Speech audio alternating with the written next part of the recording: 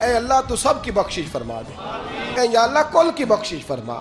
ساری امت کے لیے دعا کریں شب برات کی رات، کوشش کریں شب برات بعد از مغرب، یہ رواج پیدا کریں، یہ رسول اللہ کا طریقہ ہے صلی اللہ علیہ وسلم۔ قبرستان میں جائیں اور جا کر کے وہاں اللہ تبارک و تعالیٰ سے دعا مانگیں کہ یا اللہ جو اس قبرستان میں لیٹے ہیں وہ بھی، اور جو آج تک کلمہ پڑھنے والے دنیا سے گئے وہ بھی، اور جو قیامت تک جائیں گے وہ بھی، اے اللہ تو سب کی بخشش فرما دے۔